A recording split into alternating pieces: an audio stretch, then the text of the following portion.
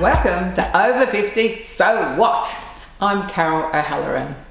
Today we're chatting to Australia's biggest selling non-fiction female author, Barbara Pease. We're going to discuss Barbara's attitude to work and transitioning to retirement, as well as the legacy she'd like to leave her kids. Regulars, you know the drill. Please join us in the 5-minute fitness after the break. No one's watching, you can't make any mistakes, just have fun. Lastly, we're going to learn about gyrotonics and gyrokinesis and a dance and fitness program designed to help those with Parkinsons.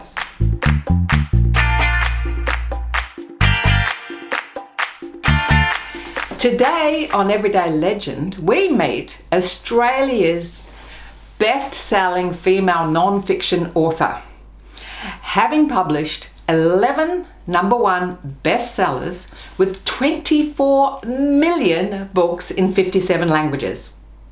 We're speaking with Barbara Pease from Pease International.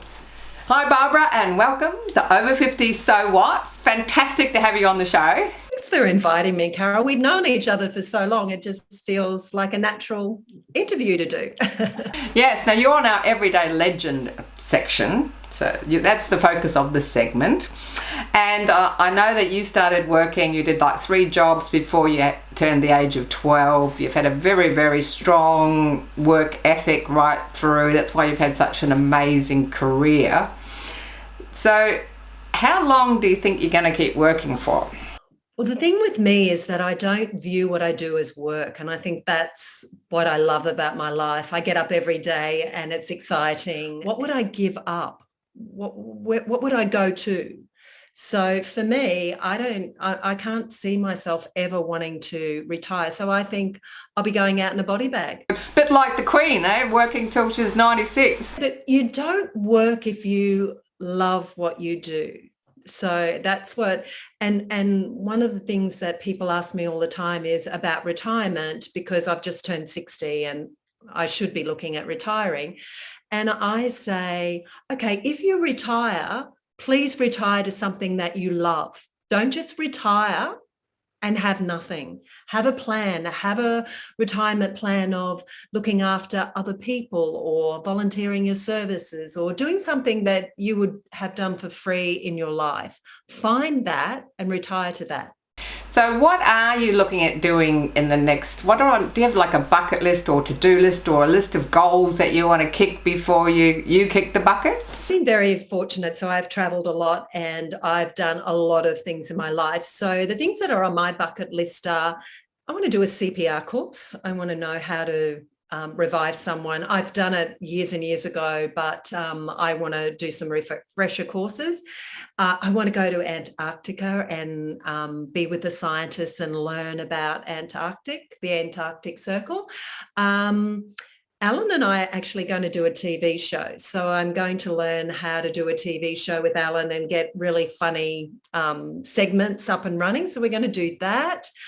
I also, on my bucket list is to help my kids, help them achieve what's on their bucket list, because I've been very fortunate. So now I have this wealth of experience and I want to help them achieve theirs. And I've got grandkids as well. I've got 9 of them. So again, using my experience and helping them attain and learn how to goal set. So they're my bucket lists at the moment. Well, that sounds like, yes, you've got lots to keep yourself busy. And speaking of 9 grandchildren, there might be more grandchildren as you go along. Do you have any key values and key attributes? You just mentioned helping all your grandchildren with their bucket list and achievement, but what sort of values and attributes would you like to leave as a legacy for them? I think that society has lost kindness. You know, a lot of, like, when I'm with my kids and my grandkids, I'll see an attractive older woman or younger woman or any woman or male. And if they're dressed nicely or they've done something, I'll just randomly say, that color looks beautiful on you. And they, oh, thank you. Yes, I think this color suits me. And I go, oh, it's a perfect color on you. And my kids and my grandkids go, they probably think that you're a nutcase, Mum. And I go, actually, no. I said, I've made their day. I've made them smile. and I've made myself smile. So I felt good about making someone who deserves a compliment. That's what I want to teach my grandkids and my kids, kindness and helping other people. Like if there's someone that needs help with their trolley or their groceries, or if someone can't do something, offer your services. So that's what I want my legacy to be, that I was a person that could think outside the box and come up with solutions that other people that are struggling can't. And that's, I think, my greatest gift is to be able to do that and then help someone move forward in their life. Now, I understand you're heavily involved with a particular children's charity as well. Can you tell us a bit about that? A friend of mine started a charity called No More Fake Smiles. And it was because her daughter had been sexually abused by her husband, which was her stepfather. And she had no idea that it was going on. And when she did find out, the first thing she did was she kicked him out and she took him to court. And she went through this horrific process of her daughter.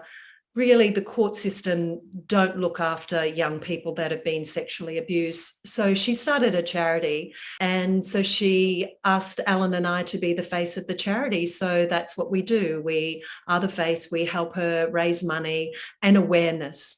And the charity helps people through the court case, through the mental anguish that both the families and the victim go through. Now, you're a best-selling author. 24 million books, just massive. And you've written some very interesting ones. Why men don't listen and women can't read maps. Why men don't have a clue and women need more shoes. Why men don't listen and women can't park cars. Is there a bit of a theme here about men and women's relationship? Is this an area you're particularly interested in? Alan and I are both passionate people. And so when we first got together there, because I'm strong and he's strong, we had all these issues. So we started writing down what annoys us about the other person. So Alan is the scientist in the family, and so he'd look up the scientific reasons why we were fighting. I would think about, well, how do I put that knowledge that I know into a solution? How can we have a better relationship? So we started doing it at seminars. Just Alan would say, oh, my wife drives me crazy. When I ask her how far we are on the map to getting to a place, she'll go, oh, about that far? And he's like, she's so intelligent. Why doesn't she understand maths? So we started doing that in our conference. And then all these people were saying, oh my God, my wife does that, or my husband does that. And so we decided to create a book, or 3 books, as it turned out, to stop the arguments. It's no good arguing with someone who's different. Like if a person had a brain issue, would you argue with them? No, you wouldn't. You would find solutions so that they felt comfortable and you felt comfortable. What can we do to make everyone happy? So we wrote about the science, we wrote about the solutions. We were in Germany just recently and a woman came up and said, you saved my marriage. I was going to leave my husband because I just thought he was odd. And when I read your book, I realized that we're just different and we need the solutions on how to manage each other, not fight and be the winner of an argument. Because if you win an argument, you've actually lost part of your relationship. So it obviously helped your relationship as well to, come to a better understanding of each other. Absolutely. We will laugh at our differences rather than arguing. Like if I'm driving, if Alan's driving and I've got a map or we're lost somewhere, we just laugh. We've got a GPS. So Alan says, now I've got 2 women telling me what to do, the GPS and you. I go, yes, aren't you lucky? You're very loved. Thank you so much, Barbara, for coming on the show and sharing all those pearls of wisdom and sharing your enthusiasm and helping us all to live a very productive, quality, happy life as we move forward. Take care and have fun. Enjoy life.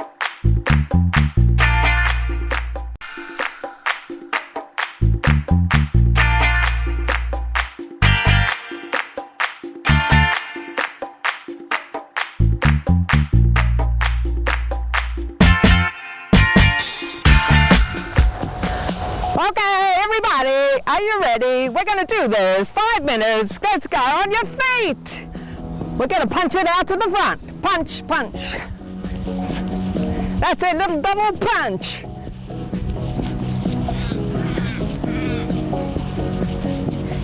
Go for it.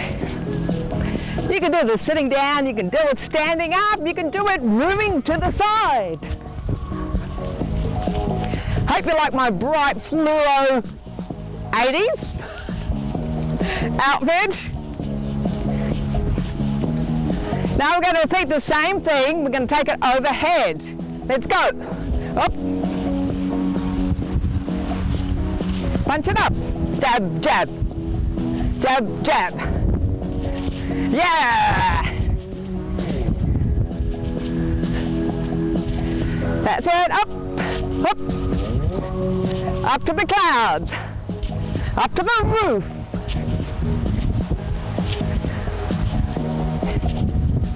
Guess what we're doing after this?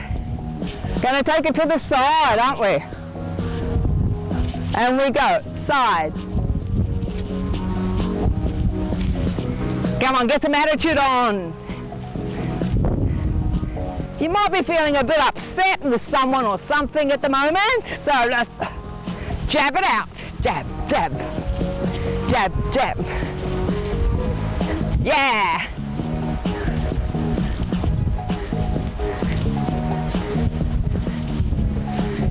That's it. Go. Now we're going to go sway, sway, sway, and we go down, down, up, up, down, down, up, up. Take a clap. Up, up, down, up, up, up, down, up. If you're sitting in your chair, down one side, other side. Few more. Few more. Last one. Rock the hips. Rock it around. Oh yeah. Rock it around. And we're going to jazz hands. So double jazz hand. Spread those fingers. Yeah. You know what's next? Take it up.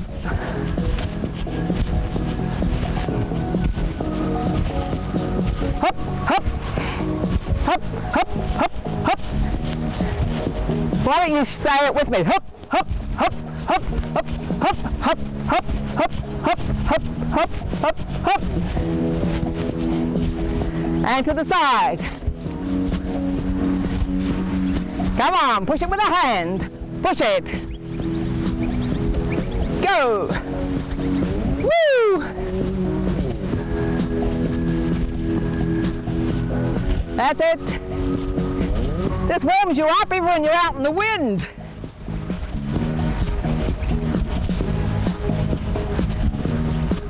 And we're going to go side, down, down, up, up. Ready?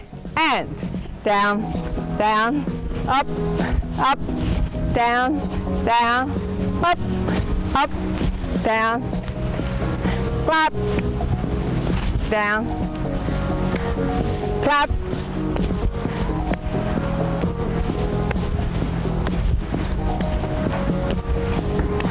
That's it.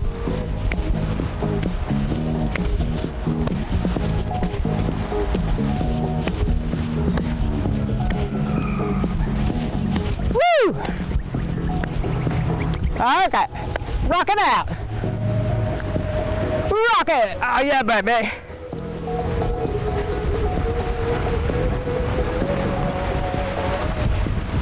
Take it down. Up, up, up, up, down.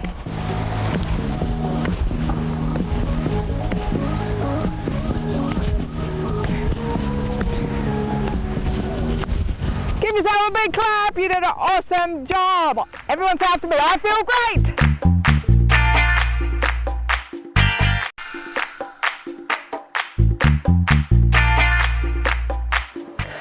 Previously, we've spoken to Hooman and Dalena from HD Entertainment about different dance styles, Brazilian samba, jazz, ballet, things that you can do at any age. Well, today we're going to look at two other different forms of dance or movement. We're going to look at gyrotonics and a special dance and fitness program for Parkinsons. Hi Hooman and Dalena, welcome back to the show. Thank you. Now you've discovered or developed, or you're a certified instructor in gyrotonics, gyrokinesis. I mean, I haven't heard about it. They're funny names, aren't they? Everyone I've mentioned it to has no fucking idea what it is. And what is that? I'm like, I'll find out. What is it? So it's and most people don't know. They're like, what are you talking about? Is it gyro or souvlaki? What are we, what are we discussing here? So gyro is a Latin or derivative of circular. And the style was created by a guy named Julio Horvath, who's still alive in New York in the 70s. And it was originally called yoga for dancers. Oh. And it's really developed out. And gyrotonic is kind of the machine version of it. And gyrokinesis is the seated or floor version of it. Right. It's kind of like mixing yoga with swimming and gymnastics style exercises. And it can be used for someone that's going from rehab, someone that's got neurological diseases, or someone that wants to be an elite professional athlete. So some tennis players use it, like Andy Murray, professional performing artists like Lady Gaga, elite ballroom dancers, all the way through to people that want to get better at their golf swing. They have a whole golf series of gyrotonic. So there's a lot of things that can be improved by gyrotonic. So going back to the gyrokinesis, so you do that online, don't you? Yeah, so if your viewers are anywhere they are, wherever they are, they can jump into the class and there's no restrictions from them being able to do it. Do you need to have equipment? Gyrotonic, yes. Gyrokinesis, no. And in the sense of gyrokinesis, which is the on your own stuff, yes, you do kind of need some equipment. You need a chair, which is hopefully you have one at home, and then you need the floor. So they're the things. They're not outrageous bits of equipment. But gyrotonic is an individualized session. You come in and you do one-on-one with the trainer. So what are the benefits of the gyrotonics? Mainly it's you get strength at the lengthened position. So let's say you want to work on balance. Okay, you've got balance for your stride, but you want to take a bit of a longer step and not lose strength or flexibility in that. Gyrotonic can help you have tone while you take a bigger step. You might be working on your golf swing, and in gyrotonic you can work on your rotation and still be able to keep tension on it. Whereas it's good if you're flexible, but if you don't have strength in that flexibility, you can't use it. So gyrotonic helps you keep strength and mobility developing together. Now what about this amazing other program that you've done? We've incorporated dance and fitness for Parkinsons. Can you tell us about that? Yeah, I mean, that's really a big deal, because with people that have Parkinson's, we've got such a privilege that they first of all come to us, and then they're in a really tricky position because they're really working, they're lovely people working like professional athletes at over 60 to try and fight this disease. So it's a big deal for them. And what we do is we incorporate what's specifically going to be better for them. Sometimes it's mainly dancing, sometimes it's gyrotonic, sometimes it's fitness, depending on the person and their needs. And what's really important, I think you need to have evidence-based practices. So research articles that say, to work on balance, you need to do 2 hours of stuff that's slightly challenging. Now, what's slightly challenging is what's specific to that person. One person, it might be challenging just lifting 1 foot off the ground. Another person might be challenging trying to do a turn. So whatever's challenging for that person, you've got to work on, and it's got to be evidence-based. And dancing is very good because it's got music. And what the benefit of music is, the basal ganglia in the brain, the music helps bypass that and gives you a better rhythm. And that's called cadence. So then you have a better rhythm because of the music, and then you do bigger volume movements. And Parkinson's mainly is about a rhythm issue and a volume issue in the size of movement. So dancing in essence has got rhythm, and you do big volume things. So that's why dancing can be really good. Can you tell us about some of the people that have been through your Parkinson's program or are currently in your program?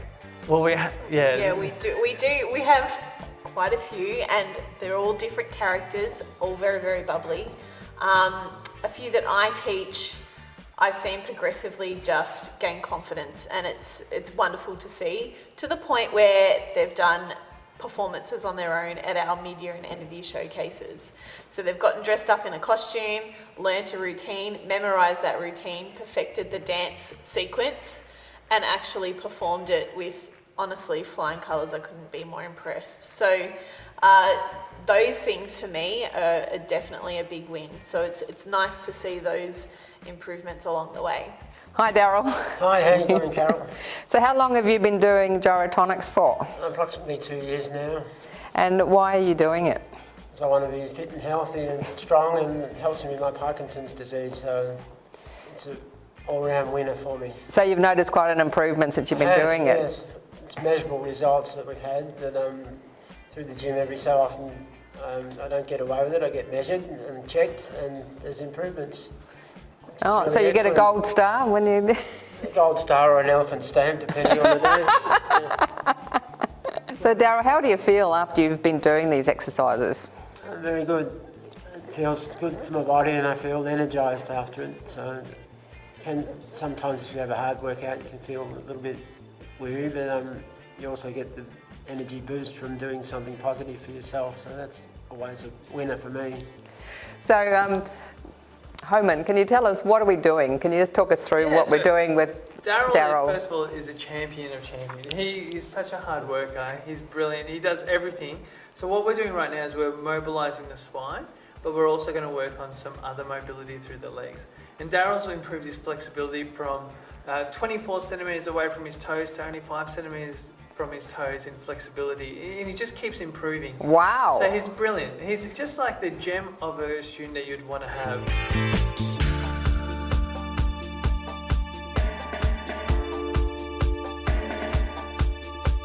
So Daryl, you've been doing a bit of dancing for a while, and you originally came across Hooman doing some dancing, did you? I did. I found an ad in the local newspaper, and then I saw it on the TV as well, where Hooman was presenting the option for people with Parkinson's to come and do some basic dancing lessons. And that was really important for a lot of people because it gives them a little bit of movement and coordination.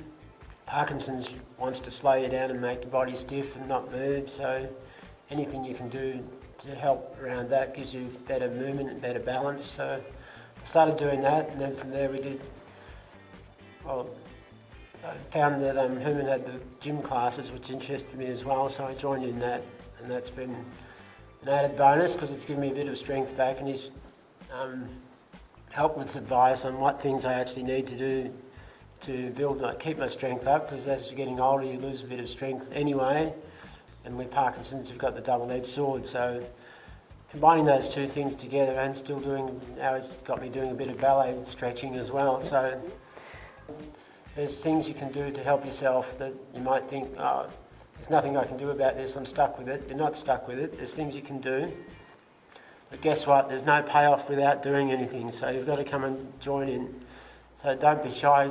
Step forward and come up and have a go. As Barbara said, if you're going to retire from a job, please retire to something you're passionate about, something you really enjoy doing. If you're not sure what that is, just keep watching this show and we'll give you lots of ideas. For details on why men don't listen and women can't read maps and other Pease books to help with relationships, please go to our website, carolohaleran.com.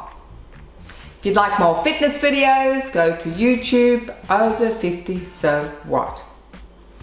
If you or a loved one suffers from Parkinson's and would like more info on the dance and fitness program, or you'd like more info on Gyrotonics and how it can help you, HD Entertainment's the place to go. Please go to our website, carolohaleran.com, for more info on any of the guests. Please connect with us on Facebook, YouTube and Insta. Over 50 So What. I'm Carol. See you next time.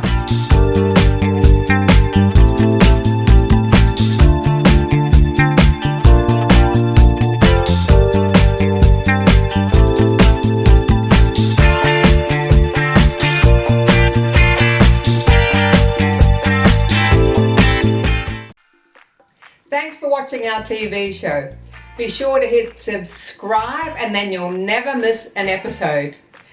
Jump on Facebook, join our group, get in on the fun, fitness, wellness and inspiration. I'm Carol, over 50. So what?